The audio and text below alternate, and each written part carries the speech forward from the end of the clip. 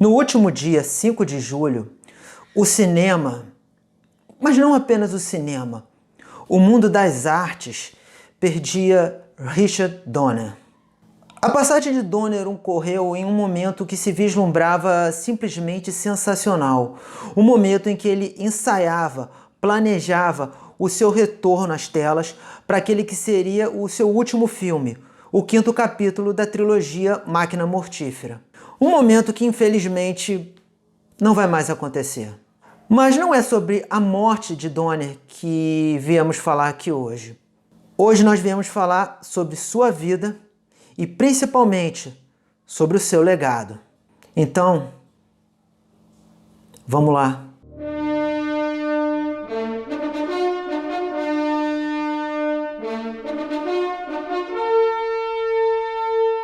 Senhoras e senhores, sejam bem-vindos à Ponte de Comando. E esse é um vídeo um pouco diferente, ou talvez muito diferente. É um vídeo que, pessoalmente, eu preferia não estar fazendo.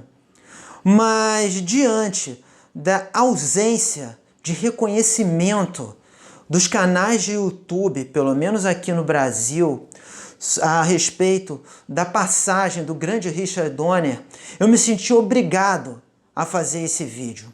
Porque eu acho que é inaceitável, mais do que isso, é algo inacreditável que os chamados canais de cultura pop, tanto faz se eles trabalham com temas mais atuais ou trabalham mais na linha de memória, esses canais simplesmente viraram as costas para a passagem de Donner.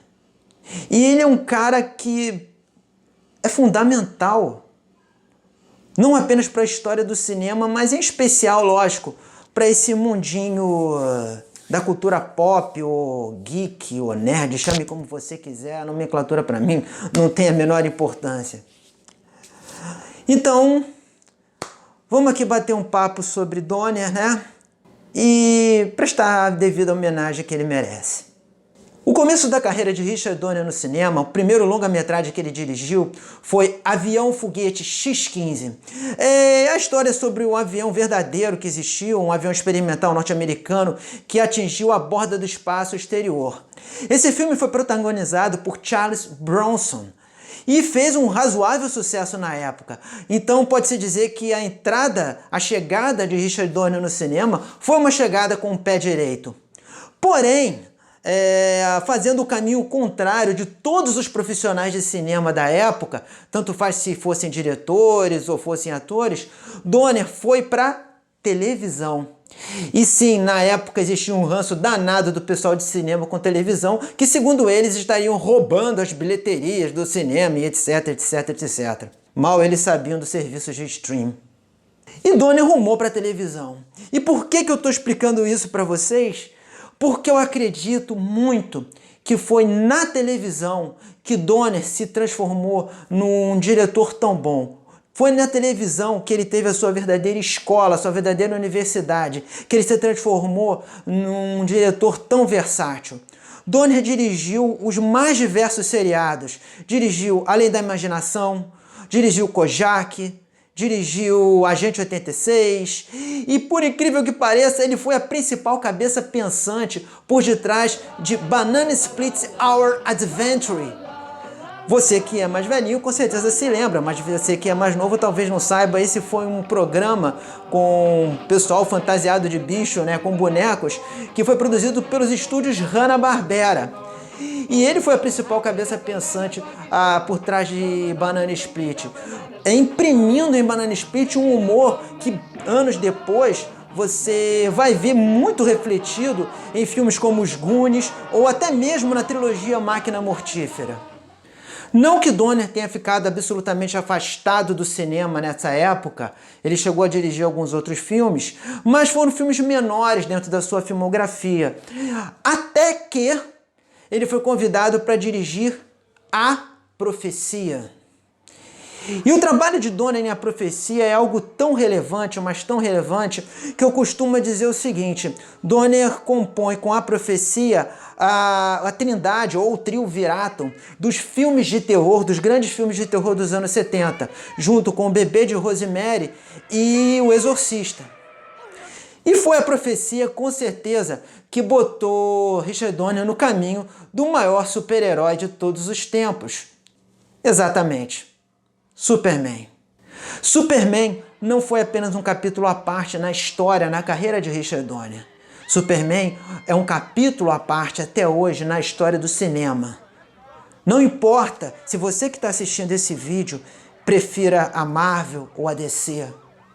Isso não importa.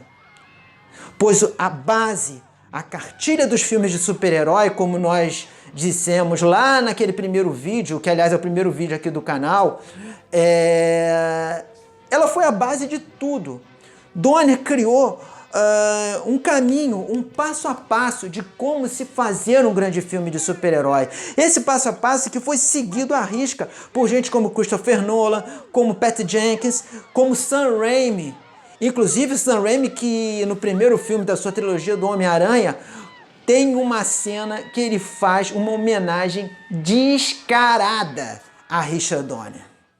Mas como todos nós sabemos, Superman foi uma produção extremamente complicada, foi extremamente conturbada em vários aspectos. Ainda tinha aquela questão dele fazer os dois filmes ao mesmo tempo, né? Coisa inédita até então, porque nunca ninguém tinha feito dois filmes, um filme em sua sequência ao mesmo tempo. E isso acabou desgastando demais Donner com os produtores do filme, desgastando com o estúdio. E como nós já sabemos, Donner foi descartado. E durante um certo tempinho, ficou até persona não grata em Hollywood por causa disso. Só que o que ele havia sedimentado, o que ele havia criado, era muito forte, era muito consistente. E um diretor desses, obviamente, não iria ficar muito tempo fora dos holofotes. Após Superman, o que dizer de Donner? Continuou fazendo aquilo que ele sabia fazer de melhor. Continuou encantando plateias ao longo de toda a sua carreira, fazendo filmes como Lady Hawk, O Feitiço de Áquila, Os Goonies, a tetralogia Máquina Mortífera. E aí que está a grande questão. E é esse o ponto que eu quero chegar fazendo esse vídeo. Como que Donner não se deixou levar pelo chamado estilo próprio. Porque, na verdade, o estilo próprio de Donner era encantar as plateias de todo mundo. O estilo de Donner era fazer filmes diversificados. O estilo de Donner era algo que precisava muito ser seguido por alguns gêniozinhos do cinema e alguns dos seus sectos de seguidores. E esse é talvez o grande ponto no talento de Richard Donner. A capacidade de encantar, basear seus filmes na capacidade de se contar uma boa história e encantar plateias ao longo das gerações, não precisando se escorar em nenhum tipo de esquema de marketing pessoal, não precisando se escorar em chavões, não precisando se escorar até mesmo em premiações feitas por um seleto grupo de sei lá o quê. E se você acha que Richard Donner foi apenas um grande diretor de cinema, não. Ele foi muito mais que isso. Pois vamos ser sinceros aqui. Quantos diretores de filmes de super-herói você conhece que fizeram o caminho inverso e passaram a ser escritores de histórias sobre super-herói? Pois é. Mas Richard Donner foi. Escrevendo ou co-escrevendo algumas histórias do Superman, como O Último Filho de Krypton. Fora isso, também foi produtor do primeiro filme dos X-Men, isso nos anos 2000. Então, quando a gente para pensar na carreira de Richard Donner, paramos para pensar, acima de tudo, em algumas das melhores lembranças que nós tivemos e temos até hoje. Em 2006, ano em que foi lançado o seu corte, a sua versão para Superman 2, também foi o ano em que ele lançou o seu último filme, 16 Quadras, um filme, um policial, um thriller policial sensacional. E que eu garanto para vocês, se você ainda não assistiu, Vai assistir, você vai se surpreender muito e vai repensar muitos de vocês que de repente sempre associam a figura de Donner a filmes mais antigos. Vai pensar como o Richard Donner ainda tinha muita lenha para queimar, ele ainda tinha muito o que oferecer ao cinema. É uma daquelas coisas que, sinceramente, esse que vos fala não consegue entender como que a indústria do cinema pôde, de certa forma, deixar Richard Donner de lado. Porém, como eu havia dito, o que ele havia construído já estava mais do que sedimentado.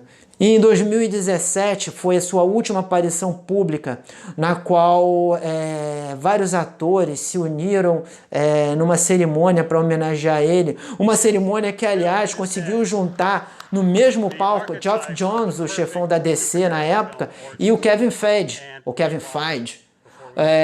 o chefão do MCU, né? O grande chefão da Marvel Studios. Porque, como eu disse, não importa se você é decenalta ou Marvete, isso não interessa. O legado de Donner, a obra dele, é maior do que isso, é maior do que essas disputas. Esquece, pode confiar em mim. Ah, sei confiar em você. É melhor não, vou cortar o vermelho, tá? Que é? Que é? Você tinha dito fio azul. Eu disse azul? Você disse fio azul. Mas é o vermelho. Bem, gente, se vocês quiserem saber um pouco mais sobre a obra de Richard Donner, vai ficar aqui embaixo, nos créditos, o link para a matéria que eu escrevi ainda em 2018, lá no blog sobre Richard Donner. Como eu disse, esse é um vídeo que eu preferia não ter feito, mas que se fez necessário fazer. E como últimas palavras nesse vídeo, eu preciso dizer o seguinte, que hoje, nesse momento, em 2021, o meu eu, homem feito, se encontra com o meu eu, garoto de 10 anos de idade, que viu Superman pela primeira vez numa tarde de domingo. E esses dois eus meus querem dizer muito obrigado. Muito obrigado, mestre Donner. Valeu. Fui.